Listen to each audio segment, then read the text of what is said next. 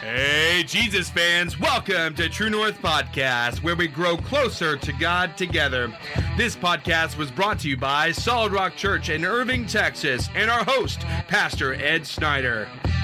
To find out more about this podcast, visit our website at truenorthdfw.org. Now let's join Pastor Snyder in a new direction and a new destination. And welcome, everybody, to True North Podcast, another great episode with your host, yours truly, Pastor Snyder. I want to say thank you again to all of you that are listening to this podcast. We are ever grateful for your listenership. We are excited about the numbers that are building, because the bigger the number, the more hearts we're able to reach through True North Podcast. We're all about helping people find True North in their life so they can get the direction that they need to improve their relationship with God and to get happy in their life. So it's exciting to see this thing grow. And again, I want to say thank you. A couple of things before we get into our episode. We are still covering our new book, Control the Beast. Today, we're going to be talking about don't play games with the beast. We're going to be diffusing negative emotions. I'm going to give you a 9-stepper here today that's going to help you identify and diffuse your own negative emotions, as well as helping others. Also, I want to make an appeal to you to go visit our website, truenorthdfw.org. A lot of good things there, as well as 27 other episodes besides this one being number 28, as well as an opportunity to join our True North community. Join our email list. You'll get a free ebook, which is how to handle toxic people. And so again, please join our community and get ready, get a cup of coffee. We'll be right back.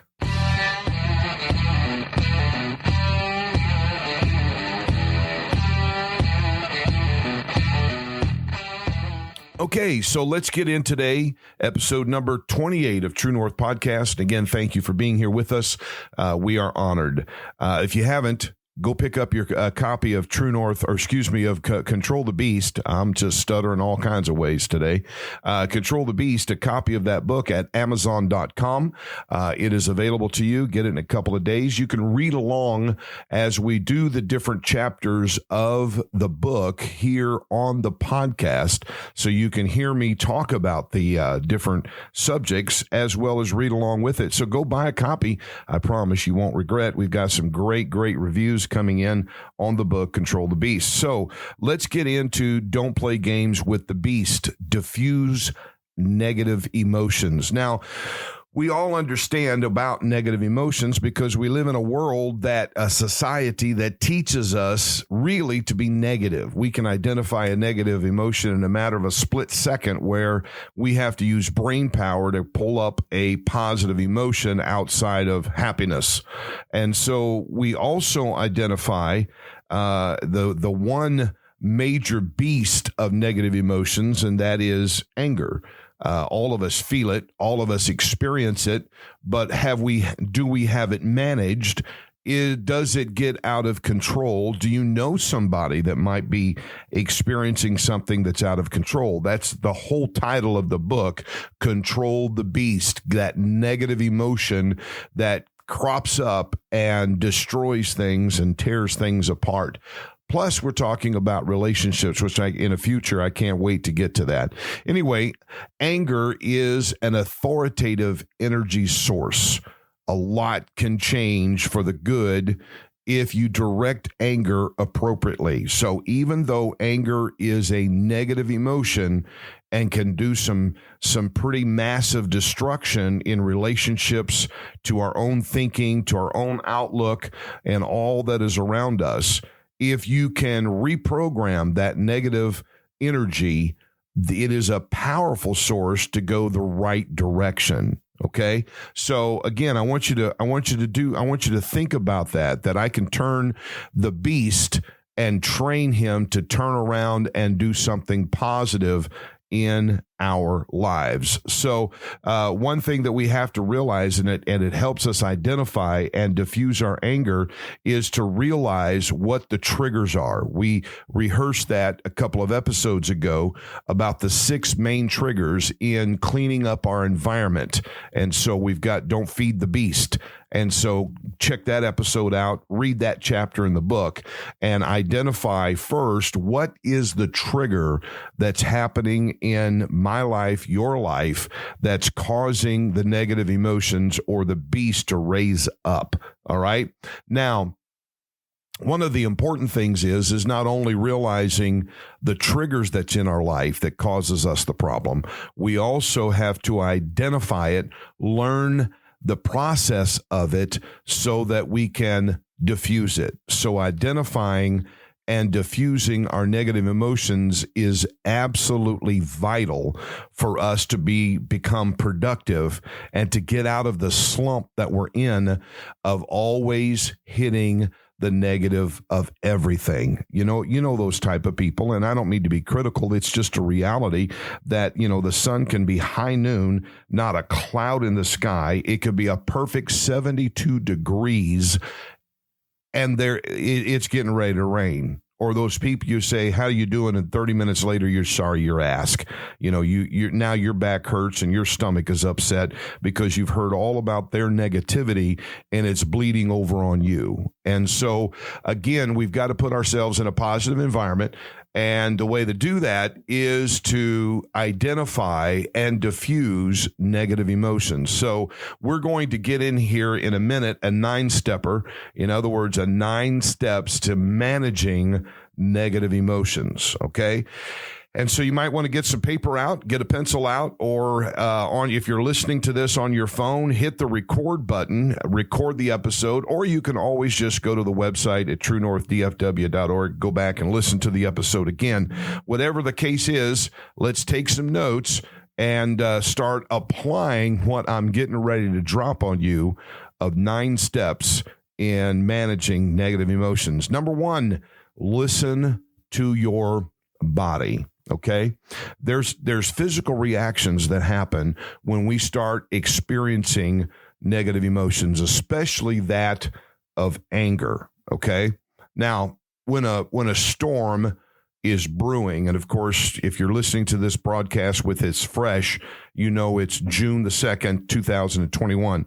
So if you've catch this later, yesterday on the 1st, and on Memorial Day, we here in Dallas had a lot of rain, and it was some thunder in the background. It was, in fact, for me, it was beautiful, man. I love, in fact, if I had a tin roof and a cup of coffee, it would have been a perfect day. But when a storm starts to brew, there's signs that there's a storm coming. Of course, first is the obvious: clouds. Dark clouds start gathering, temperature starts dropping. In fact, the matter, you have to look for them. Sailors are expert at this because that's where they live. They're on ships, they're in the water constantly, and so they identify very quickly when a storm starts to brew. Of course, not only the temperature drops, but humidity rises, and even when we're getting into a bad storm with a lot of lightning, before lightning strikes, there's like a static electricity that you can feel. So again, there are signs that you can identify a storm that is brewing, rain is coming, thunder and lightning is getting ready to roll in, and we understand that. Same thing when negative emotion starts to escalate. Physically, we have signs that there is a quote-unquote storm getting ready to brew. What are those signs? Well, your face gets flush or feels hot or turns pale. There again, a physical reaction to extensive negative emotions. Another thing is your heart starts to beat faster. Your jaw clenches up. Perhaps your hands start to clench into a fist, or you jump to your feet, or you feel your stomach starting to churn. Muscles begin to contract. And these are some of the signs that physically a storm's brewing. Now, there can be other signs depending on the person, but I think you get the picture here. You get the idea that the clouds are forming in a distance and it's starting to turn dark. The temperature's dropping. Humidity is going up. In other words, that feeling hot, and things are getting ready to turn ugly. So the first step in this 9-step in learning to manage our negative emotions is listen to your body. All right. Number 2, and here's where a lot of people miss the point or miss it altogether, and that is think it through. Number 2, think it through. So we have to intellectualize the situation. When a storm is brewing, when our negative emotions are starting to flare, anger starting to come up, we have to stop and we have to take a breath. Okay, we have to breathe a little bit and think about what's going on, what is happening. But also, and very important, you have to realize there is a problem developing and it centers around you. Okay. And with that thought in mind, you have the power to stop the problem. Okay. In other words, I think I posted this on social media. If you're not in control, you're being controlled either by that person, the hatred toward that person, the situation that's surrounding you, your low self-esteem, perhaps. I know I'm hitting you hard, but it's real. And so you have the power to stop the problem simply by step number 2, think it through. So let's realize that 99% of the time when we get into a situation, our mouth is running full bore and our brain is in neutral. We're not thinking about what we're saying or even more importantly, how we're saying it. So when you think about things that are happening as it's happening, you now have the steering wheel in your hands. So instead of being controlled, you're in control of the situation. This step right here actually empowers you and gives you control over the situation. Here's another point.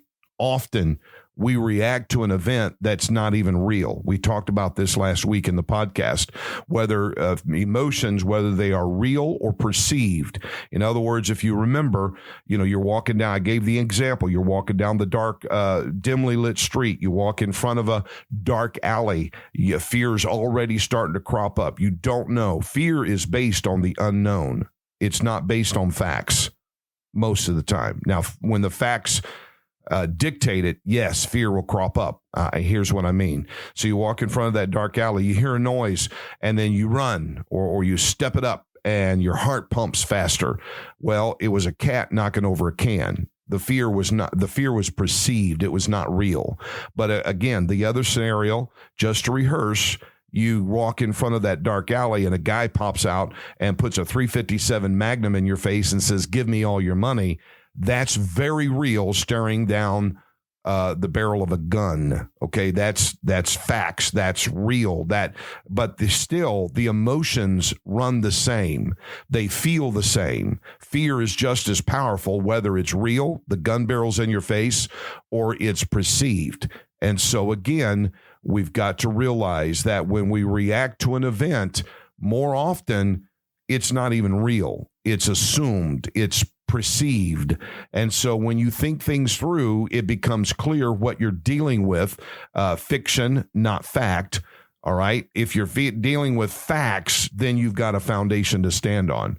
Suspicions are not justified when the facts are present. So you can't assume when the facts are real. So the human mind has an incredible ability, and I've talked about this before as well, to create something that doesn't exist. So don't deal with what might be.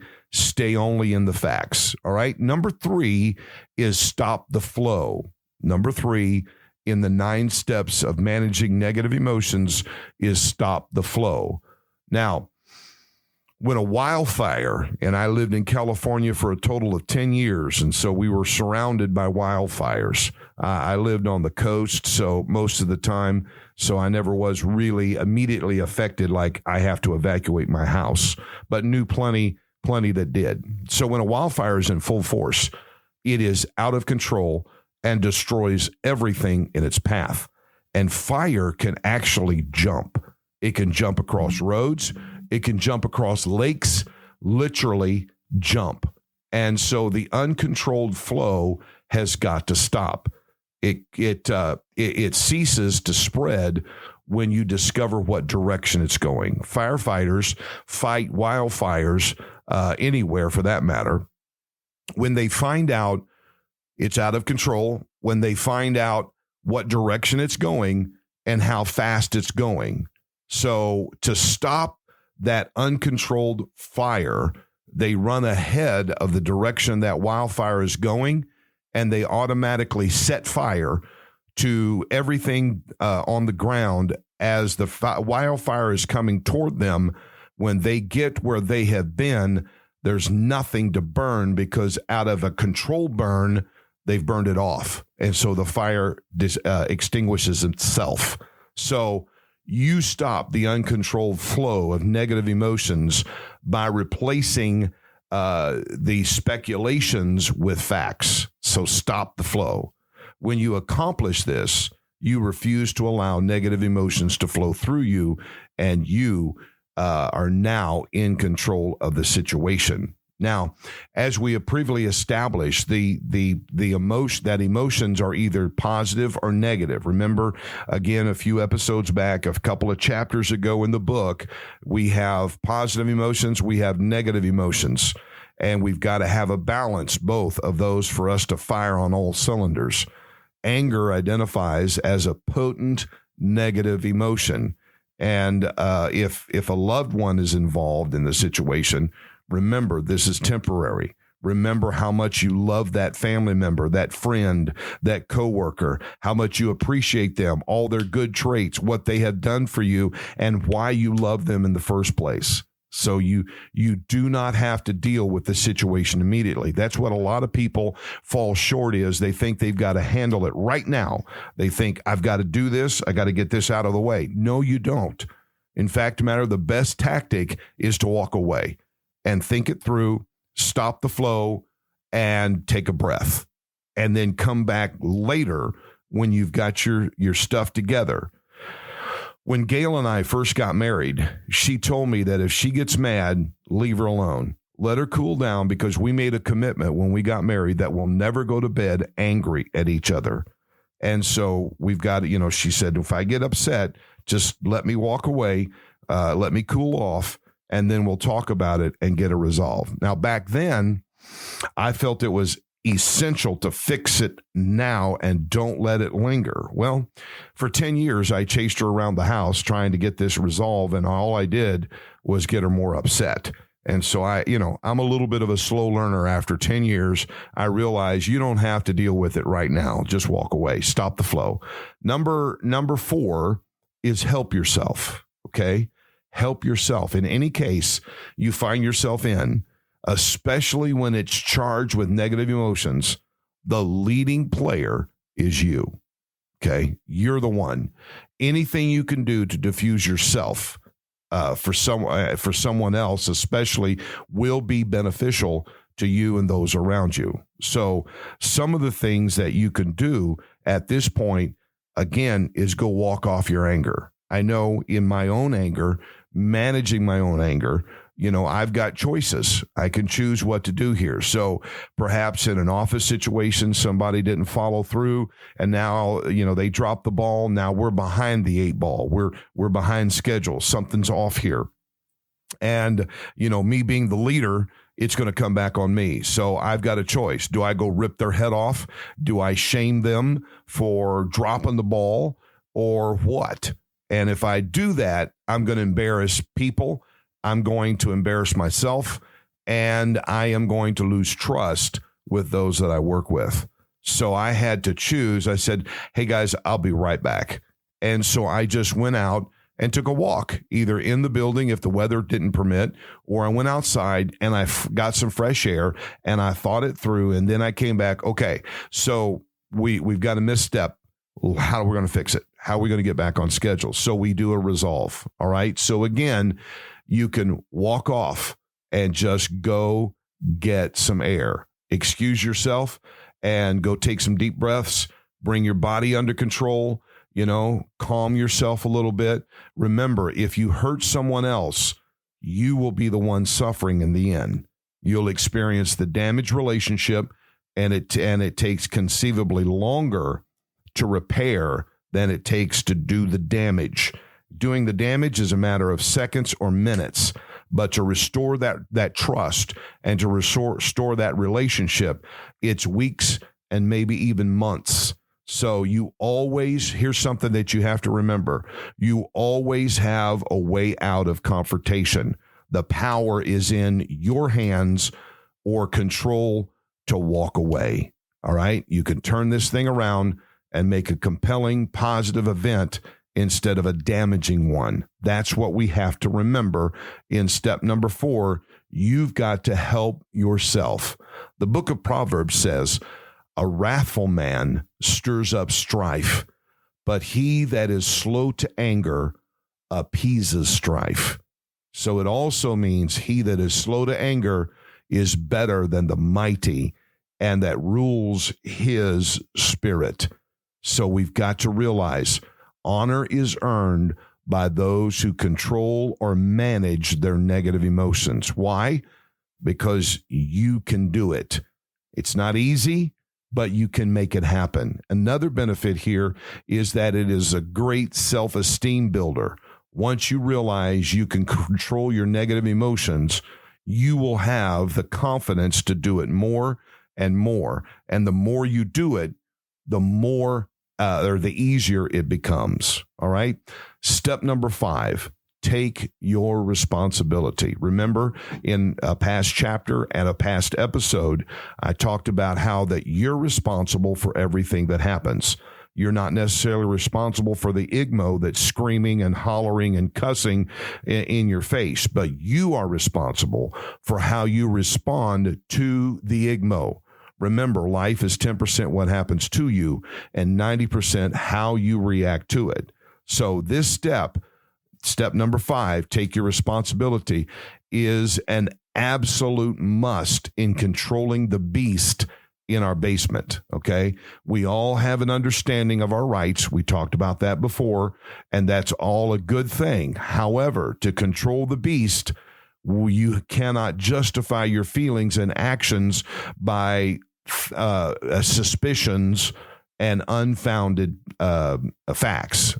Understand, they are a result of both physical and mental overreactions to situations you find yourself involved in. So, here's the reality check. No one can make you hit them. No one can make you scream and even cuss at them. No one can make you go into uncontrolled anger or produce more negative emotions. No one can do that. You've got to realize that. When you take responsibility for your actions and your reactions, you'll find yourself in a lot better outcomes than before. So you need to keep telling yourself, I know who I am, even if they know who I am or don't know who I am and what I am. So we make all our decisions that turn into actions. All our decisions turn into actions.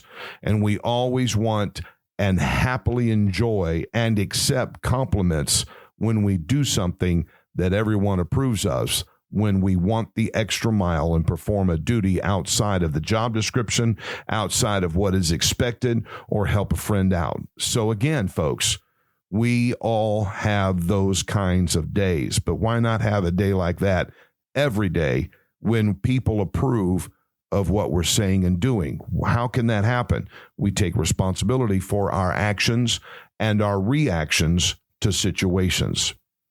So, we really, on the other side of that coin, we all see the disapproval of many, if not all, of those that are around us. We feel the shame when they look at us, when we don't take responsibility. So being responsible is owning your part. Again, you don't have to own the part of the other party. You don't have to take responsibility of their reaction to the situation, but you do yours and make it right as well as learn from it. That's how you're going to take responsibility. That's how you're going to help yourself. Again, these are 9 steps in identifying and diffusing negative emotions. Number 6, never, and I capitalize, never turn to violence. Never resort to it. Violence has never resolved anything. It only makes matters worse. And in an earlier chapter, we discussed how that the different levels. Anger is always a secondary emotion. There's always a primary, whether it's depression, loneliness, frustration, the big kahuna, all kinds of things that add to it. Those are primary emotions. I'm trying to stress. There it is. Stress, frustration, loneliness, depression. Those are primary. When those primaries are not taken care of, it escalates to a negative emotion called anger. When anger is not taken care of, it goes to rage. When rage is not taken care of, it goes to blind rage, and then it's very ugly. Okay? So again, we talked about that. The condition is irrational when we turn to violence. We are also out of control. That once we walk into that arena, we don't stop until we're physically exhausted. That's what rage is all about. So how can we control this beast? We need to vent our feelings in non-destructive ways. Okay, so here comes some how-tos, like work out. Go sweat it off. Go take a run. Go take a bike ride. I love to cycle. One time I came in the house when we were still in California. I was tighter than a tick. I mean, stressed. Just wasn't a good day. My wife got in my face and said, "Get your gear on, get on your bike, go for a ride." I took her advice. I geared up, got on my bike, I took off, and 32 miles later, I stopped. And of course, I rode 32 miles back, a 64-mile ride. When I got back, I felt fantastic. All the stress was gone. All the tightness in my body was gone. It was great. So again, non-destructive ways that we can look at, your heart's racing, your sweat's going, you're exercising, jogging, punching a punching bag. I know one person strung up a punching bag in their basement, and when they got frustrated, they went out and pounded out their frustration. Again, those are non-destructive ways that you can not turn to violence. All right. So here's some other ways. Go take a drive alone. Get out in the country and scream to the top of your lungs. It's okay. You're not crazy. You're not lost it. Just go scream and scream it out. Talk it out with yourself. They used to say that you're crazy if you talk to yourself. Well, just don't answer no, I'm kidding. Talk it out with yourself. Reason it out. Hear yourself say it. Of course, prayer changes things, folks. And that's kind of talking it out, but you talk it out with God and let God handle the situation. In the middle of the day, maybe at your lunch break, take a nice walk. Even if you're not upset about something or frustrated or stressed or even angry, you just take a walk and relax yourself in that nice walk. Start a journal, writing things out. I went through a real dark period a few years ago. Situation happened in my life. I kept a journal. I wrote out my feelings every day, and it really helped me handle the situation. Learn to laugh it off sometimes. This is what kids do. They just learn to laugh it off. They laugh at themselves. They laugh around the situation. But when we grow up, we learn to hate instead. So maybe we need to go back to a childlike faith and a childlike laughter, take a trip back to Never Never Land and enjoy a little bit. So you can't ignore this, folks. Here's the situation. Here's the deal with negative emotions. It only builds steam. It only pressure builds. And then pretty soon that pressure valve is going to pop and it's going to get real ugly real quick. Okay. Number 7, initiate reconciliation, restoration. And boy, we're just about out of time, so I'm going to have to I'm going to have to expedite this. So the thing about number 7 is that at this stage, we must reestablish healthy relationships. We got to take that first step and make that happen. Once you did, you'll be glad you did. You'll feel better about, look, I didn't handle that right. I didn't say that right. I apologize. And so we've got to realize, here's something that I want you to remember, and it's very, very important about step number 7, initiate restoration or reconciliation. Once you say it, it cannot be unsaid. Okay, you can apologize for what you said, but the damage is done. The hurt has already been inflicted. So really, this may sound crazy.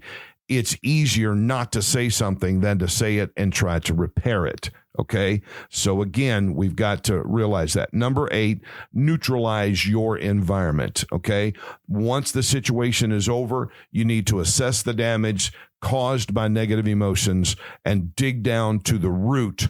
Don't try to learn to stop yelling. Learn why you yelled. Go back to the emotional tie. And then number 9, get some feedback. Okay, once you have perhaps a temporary resolve, you need to determine what you did right. Okay, so many times we look at what we did wrong, but we need to learn how to find what we did right and capitalize on the positive and then fix up the negative. Okay, don't blame. Don't get into the blame game. Just focus on what you're doing right and learn from what you did wrong and keep going the right direction. Man, we are out of time. I sure hope you enjoyed this episode of Control the Beast from the book. Go to Amazon.com, purchase the book. We want to encourage you that. Go visit our website at truenorthdfw.org, and it's going to be, or .com, excuse me. It's going to be a great time. Join our True North community. We can get a lot of benefit to you there. Next week, the Beast Seedbed, Discovering Root Causes. Want you to invite you to come back, join us, follow us, subscribe. Love everybody. God bless, and have a great week. Thank you for joining us at True North Podcast. You can find us on iHeartRadio or any other podcasting platform. If you want to have any questions, visit us at truenorthdfw.org. We'll catch y'all next week.